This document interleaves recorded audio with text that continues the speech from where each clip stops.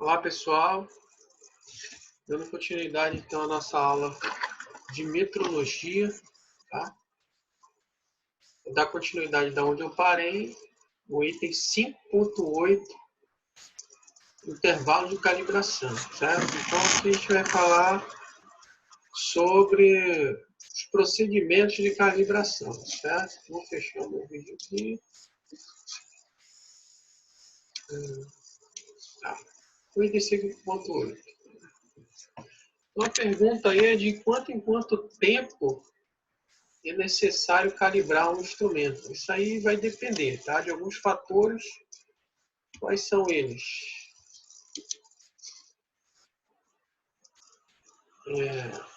A intensidade do uso, né? A intensidade de uso. Então, eu posso usar um instrumento uma vez por dia, como posso usar 1000 vezes por dia, por exemplo, numa produção, né? Tá? Então, isso é muito importante aí para o critério do tempo aí para calibrar, certo? Porque quanto maior a quantidade de uso, obviamente, maior o desgaste do instrumento, maior a probabilidade dele ser danificado, certo? E também a grande frequência de itens sendo medidos, se houver um problema entre um intervalo e outro, pode haver um problema. Por isso, além da calibração, né, que nesse caso aqui a gente está falando especificamente da calibração, em fábricas, na produção, normalmente quando o instrumento é usado de forma muito intensa, realmente, existem procedimentos de regulagem, né? Muitas vezes, de regulagem desse instrumento. Uma verificação que não é exatamente uma calibração. Na verdade, é verificação. Desculpa, o termo correto é verificação. Uma verificação desse instrumento, ou seja, se usa, por exemplo, uma peça padrão, que se sabe que aquela peça tem aquela medida, e aí, diariamente, por exemplo, às vezes é comum ter um checklist de uma produção, antes de iniciar o controle de qualidade, daquele dia de fabricação, pegar esse instrumento e fazer um tipo de verificação com ele, né, que não é uma calibração, com essa peça padrão. Então, o pessoal de qualidade, às vezes, tem uma peça padrão, e aí faz uma medição ali só para confirmar se o instrumento está medindo corretamente, se de um dia para o outro não houve algum dano nesse instrumento. E aí isso é registrado num checklist, como eu disse, que tem sim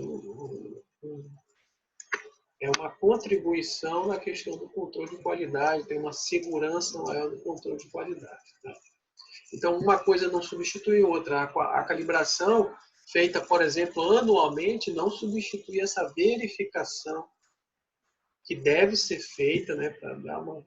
Você esperar um ano para saber se o instrumento está danificado ou não, por exemplo, de um ano para o outro, como é que, se na próxima calibração você descobrir que o instrumento está danificado, como é que você vai saber em que momento ele foi danificado? Né? Então, e aí quantas peças já foram medidas, né, já foram fabricadas e medidas para esse instrumento? Né? Você vai ter um problema aí de garantia de qualidade para a tua produção desse instrumento. E lógico, sendo verificado um problema na produção, nessa verificação com esse instrumento, ele é encaminhado imediatamente para... Ele pode ser encaminhado, inclusive, para uma calibração, né? Se for verificado que realmente ele está com um problema, se verifica qual é o problema e se for preciso fazer um ajuste, lembra que o ajuste, aí ele já é mais técnico, envolve o pessoal de maior conhecimento realmente, porque vai mexer no mecanismo do instrumento. E aí, após esse ajuste, do instrumento, deve-se fazer uma calibração novamente. Então, tá? Por isso, esse negócio de calibração não é uma coisa engessada, que tem que ser um tempo exato, né? Ali. Lógico que para planejamento de controle de qualidade, eu devo ter, assim como gestor de qualidade, um cronograma de calibração, isso é obrigatório praticamente, né, pela norma ISO 9001, para que eu tenha um planejamento de calibração dos instrumentos que são utilizados para verificação dos critérios de qualidade. Então, aí, ó. Então, tudo tem a ver aí, a intensidade de uso, as condições de uso que tem a ver com a temperatura ambiente, com se esse instrumento sofre impacto, a umidade elevada nesse ambiente, como eu falei. Numa produção, nem sempre é possível ter as condições de laboratório. Né? Então, essas condições de uso podem ser tais que danifiquem rapidamente o instrumento. E aí eu vou ter que ter uma frequência de calibração maior, né? Ou seja, um tempo menor entre as calibrações. Do tipo de sistema de medição, ou seja, que tipo de instrumento é, né? Se ele é totalmente analógico, se ele tem algum sistema analógico digital, né? Eletrônico. E aí, todas essas relações aí de depende tem que estar associadas, né? Para ser feito para ser definido um tempo aí seguro para a calibração. E das normas e recomendações técnicas. Às vezes essas normas, lógico, tem as normas de qualidade, né? As normas que são voltadas à calibração de instrumentos, né? Que vão fazer recomendações de acordo com a natureza do uso desse instrumento, né? E essas normas emitidas pelo Inmetro, tá? Que vão fazer, que devem ser seguidas, aí são normas, e às vezes essas normas são internas à fábrica, né? É muito comum as fábricas pegarem, por exemplo, normas,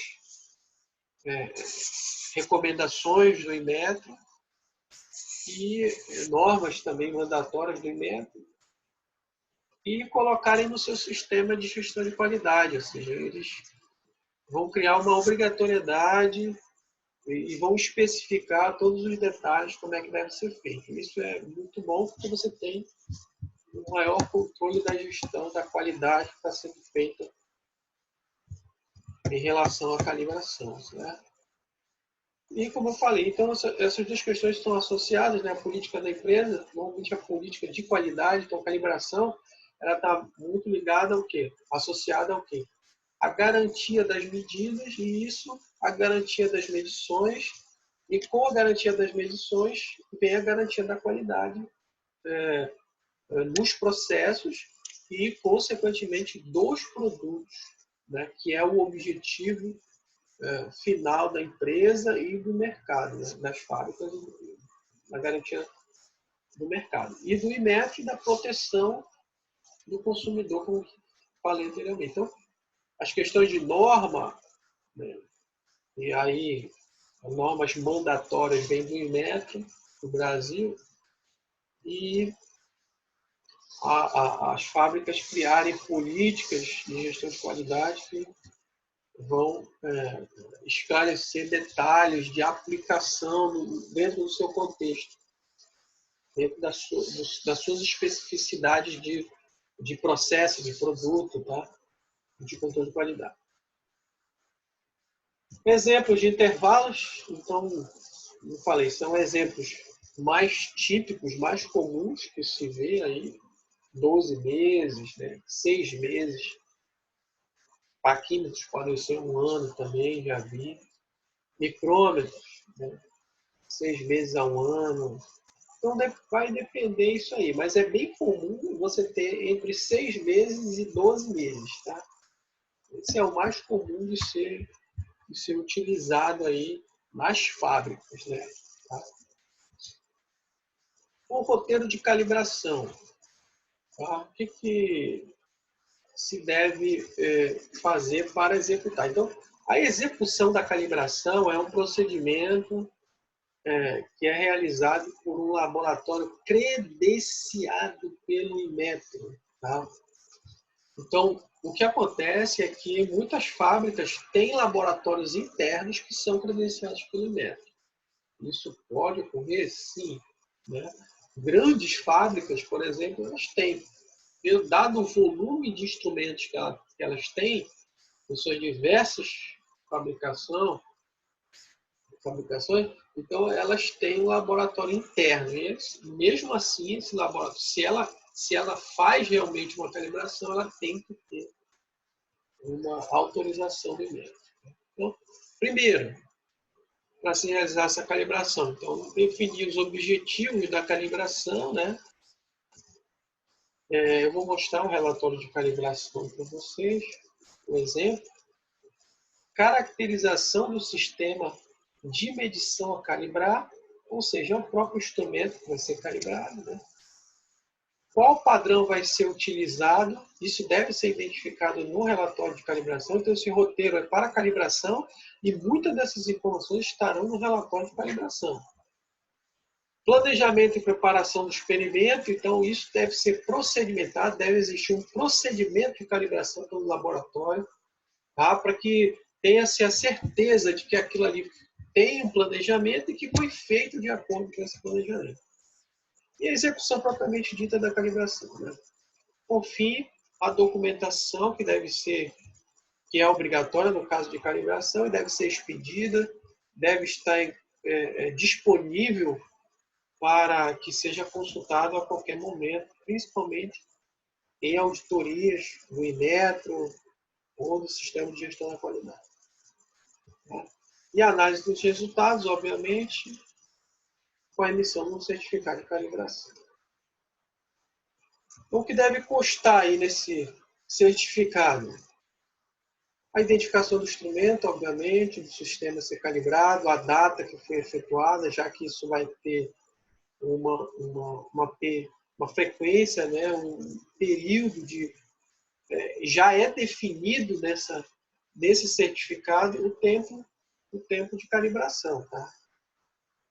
Os resultados obtidos, o procedimento que foi utilizado deve ser identificado, o padrão que foi utilizado deve ser identificado também, as condições ambientais que são relevantes, né, ou seja, que influenciam nessa medição, devem ser identificados. As incertezas devem ser declaradas, obviamente, né, a gente já estudou sobre isso, questão da incerteza. Se foi realizado algum tipo de manutenção, algum tipo de ajuste, regulagem, reparo no instrumento, isso deve ser citado também. Se houver alguma limitação ao uso, isso acontece, né, dependendo do tipo de sistema, do custo que ele tem, esse sistema de medição, ele pode ser usado ainda com limitações. E essa limitação deve ser expressa nesse certificado aí. Lógico, instrumentos de menor custo, né, de aquisição, normalmente quando tem uma faixa que é prejudicada, aí, que foi danificada, que não atende mais, ele é descartado esse instrumento. Certo? O importante também é que essa faixa de restrição não dê qualquer problema, né, qualquer impedimento na garantia da qualidade dessa medição. E aí as assinaturas, né, obviamente, de quem fez, do técnico que fez a calibração e do engenheiro responsável pelo laboratório. Então, a calibração é uma área aí da engenharia e deve ter um engenheiro, então, responsável por essa calibração, normalmente o responsável técnico do laboratório, é o engenheiro aquele que assina aí o técnico que fez essa calibração, que executou, né? Número de série, certificado, então esse número de série ele é cadastrado, né, no sistema de calibração brasileiro, certo? Tá. Aqui, ó, nós vamos falar sobre o certificado de calibração. Então, o que você está vendo é um certificado aí que contém essas informações que nós já falamos. Observe aqui que, ó, certificado de calibração número, tem um número, né? O laboratório credenciado pelo Inmetro sobre o número, então, a identificação do laboratório, o seu credenciamento, né? A empresa que contratou, o contratado, que é o laboratório, né? O sistema de medição que vai ser feita essa medição, deixa eu ver se eu o laboratório, o sistema de medição, né, que é um paquímetro para dimensões externas, fabricante, o modelo do paquímetro, o número de série dele, então ele tem uma identificação, né? Por quê? Se vai ter uma auditoria lá no setor, lá onde é usado, ou no laboratório, eu vou chamar esse instrumento, ele tem um número, né, que identifica ele, tá? Esse número deve ir tanto nos documentos como deve ter uma placa de identificação desse instrumento com esse número de série identificando que é ele. A faixa de medição de 0 a 150 milímetros, a gente já viu essa questão de faixa de medição e resolução, ó, resolução. Lembrem do conceito de resolução. O que é a resolução? 0,02 milímetros. É a menor medida que esse instrumento pode medir. Ele pode medir 0,01, ou seja, 1 centésimo? Não, ele vai medir a partir de 0,02. Não a partir, mas em saltos de 0,02, certo? 0,02, 0,04, ele vai medir dessa forma. Síntese da calibração. Então, o que é a síntese? Ele indica o procedimento que foi usado. Está lá, ele está identificando, né? Esse procedimento é cadastrado também no Sistema Nacional de Medição, que é realizado, padronizado. O erro máximo encontrado no paquímetro, mais ou menos 0,26. Então, o erro máximo, lembrem, também falando sobre isso, ele é a soma do erro sistemático e do erro aleatório, certo? É a soma de todos os erros, é o erro máximo. Ao ser aplicada a respectiva correção, o erro máximo é reduzido para 0,07. Ou seja, o que ele está falando? A correção, lembrem da correção? A correção é aplicada... A correção é ao contrário da tendência. A tendência, então, é o erro sistemático. E a correção é aquele que corrige o erro sistemático. Ou seja, então ele está falando aqui que aplicada a correção, ou seja, tirando o erro sistemático, o erro máximo é mais ou menos 0,07 milímetros. O que restou, então? O erro aleatório máximo, tá? Então é isso aí. Que é dado, lembre, pela repetitividade, né? A incerteza padrão vezes o coeficiente de Student. Lembre lá, acho que é na parte anterior, acho que 3 que a gente viu, tá? Voltem lá, relembrem os conceitos que vocês vão entender claramente aqui. Que isso aqui já é a aplicação de todos os conceitos que a gente viu.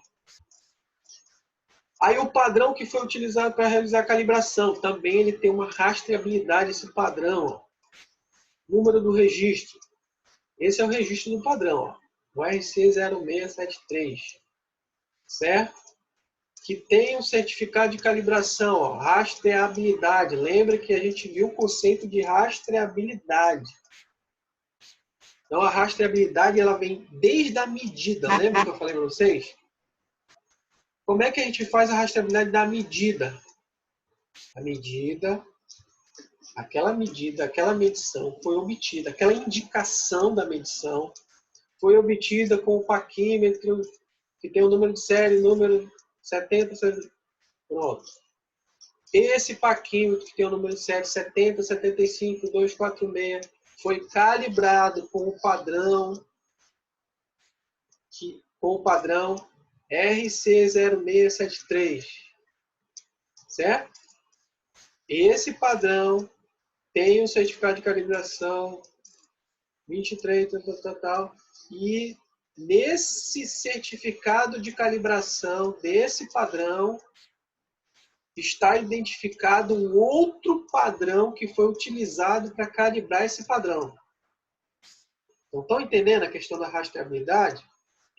A rastreabilidade é aquilo que garante a indicação. Então, ela passa pela indicação, o instrumento, o padrão, e aí o padrão que calibrou o padrão, o outro padrão que calibrou o outro padrão, e assim vai até chegar no pai dos padrões. Certo? Que aí tem um laboratório em Genebra, que é um escritório, né, em Genebra do Sistema Internacional de Pesos e Medidas. Tá? Então, vamos lá. Procedimento interno. Então, o procedimento está aqui, ó, os blocos padrão foram medidos em 3 posições diferentes, interna, central e externa. Então, se vocês lembram o que é um paquímetro, vocês vão entender o que é essas posições, interna, externa, central e externa, ao longo do comprimento dos bicos para medições externas. Então, o paquímetro ele faz medições internas também, ele faz medições de profundidade. Só que aqui ele só fez a calibração para as medições externas. E aí, como esse bico ele é um pouco longo, né? O pessoal que conhece o paquímetro, que eu vou mostrar mais na frente, ele é longo esse bico. Então ele botou em 3 pontos aqui, ó, interno, central e externo, né? Tá? Fez 3 medições, tá, disso aí, simulando condições reais de medição. Então, ele mediu quem? Ele mediu o padrão, tá? Ó, os blocos padrão foram medidos. Então, ele mediu esse bloco padrão aqui que está identificado. 5 ciclos de medições foram efetuadas. Então, olha quantas medidas foram feitas. 3, né? Vezes 5 ciclos. Foram 15 medições em cada item do padrão, em cada medida desse padrão aí, tá? Ele tem várias medidas, tá? Então foram 15 medições realizadas.